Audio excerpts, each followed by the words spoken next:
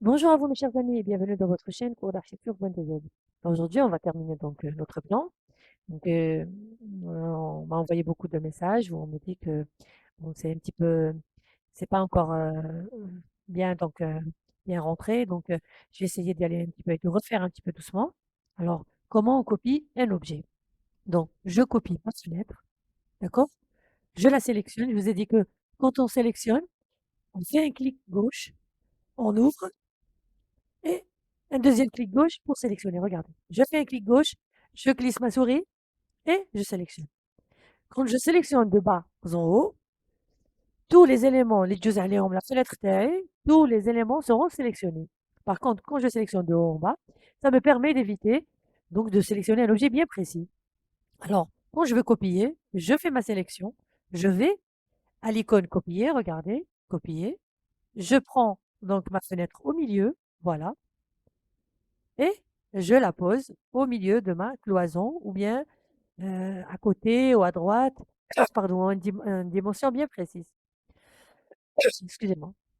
Voilà, je la positionne et après qu'est-ce que je fais? Je dis que je dois donc corriger un petit peu le dessin parce que si vous voyez ici une fenêtre, mais regardez, il y a une ligne au-dessous. Donc qu'est-ce qu'il faut faire? Il faut nettoyer. C'est très, très important de corriger mon dessin, d'accord? D'ajuster mon dessin.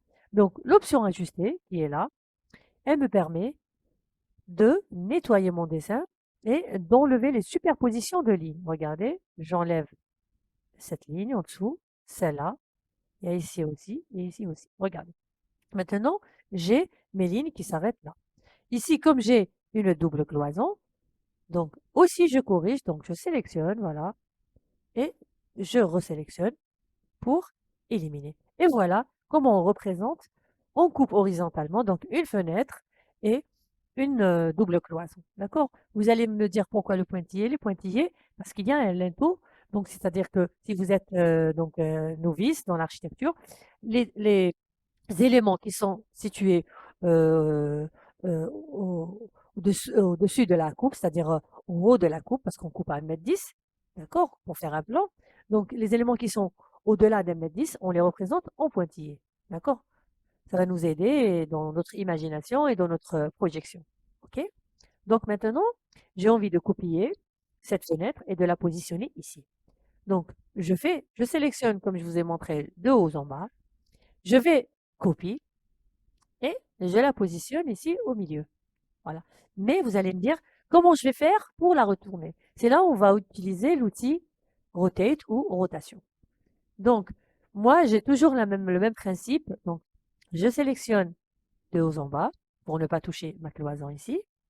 Je vais vers rotation. Je vais ici au milieu et regardez, je peux lui faire une rotation de chaque fois de 90 degrés. Maintenant, si vous voulez faire une rotation autre, vous n'aurez qu'à y aller ici en bas et d'enlever. Regardez, si j'enlève, je peux la mettre en biais ou d'accord. Mais si j'ai besoin qu'elle soit euh, donc sur un plan orthogonal, voilà, je fais ça. Voilà, elle était comme ça, et je tourne et la voilà.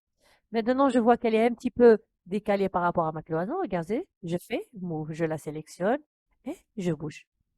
Toujours, je nettoie.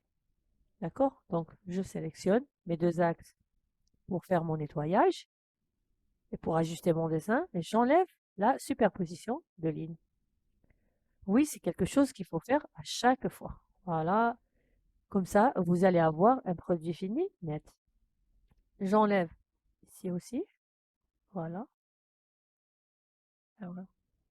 Je vois que là, regardez, quand je sélectionne, c'est écrit menuiserie, mais quand je fais une deuxième sélection, je ne vois pas ici, au niveau des calques, on n'écrit rien. Cela veut dire que j'ai une superposition. Si j'ai une superposition, qu'est-ce que je peux faire aussi? Je peux copier les propriétés de cette ligne qui est en dessous. Tout simplement, je vais à, regardez, vous avez ici une icône en haut qui s'appelle copier les propriétés.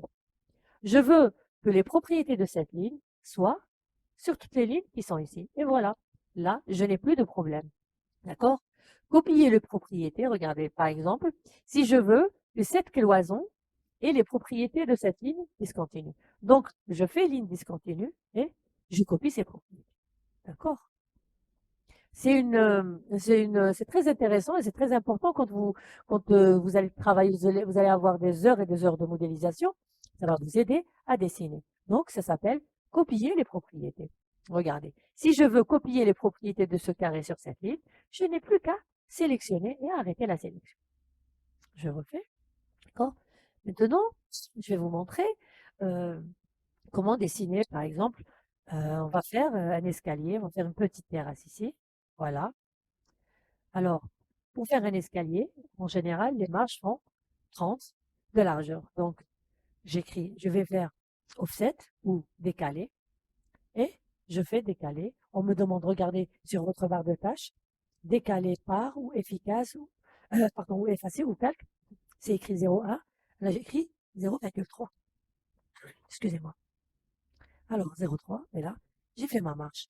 Et regardez, je vais la faire aussi appartenir à mon calque escalier, stairs. Voilà. Là, elle appartient à mon escalier, mon calque escalier.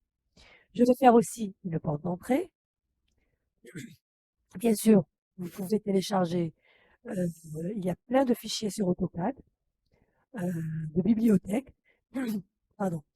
Ou bien vous dessinez vous-même votre escalier, ou bien votre menuiserie, ou bien vous pouvez tout simplement télécharger et la choisir. Choisir le modèle que vous voulez. D'accord? Donc, maintenant, je vais faire une porte à double bâton avec un bâton plus petit que l'autre. D'accord? Je vais refaire. Donc, je vais utiliser l'outil miroir. D'accord? Je sélectionne, je clique sur l'outil miroir, je clique sur la première ligne, d'accord? De symétrie, et je clique pour faire la deuxième ligne de symétrie. On me donne le message effacer les objets sources. Non, je ne veux pas effacer. Voilà, j'ai obtenu une porte à double bâton. Je veux que ce bâton soit plus petit. Qu'est-ce que je fais? Je vais à échelle et je réduis l'échelle de la deuxième porte, du deuxième bâton de la porte. D'accord? Je dessine mes arêtes pour finaliser. D'accord? Et j'efface, j'ajuste mon dessin. Je clique sur ajuster et j'enlève l'excédent. D'accord?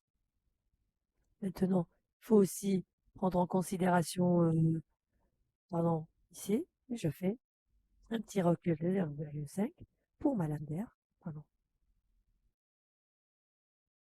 0,05, voilà, et je dessine ma lame d'air. Pareil ici, 0,05 ou 0,1, c'est comme vous voulez. L'essentiel, c'est d'arrêter la lame d'air.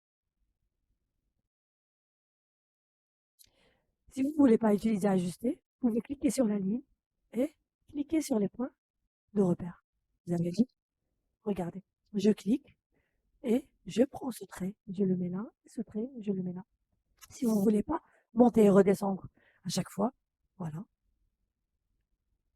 je fais move. Je dessine aussi une ligne pour mon linteau ici.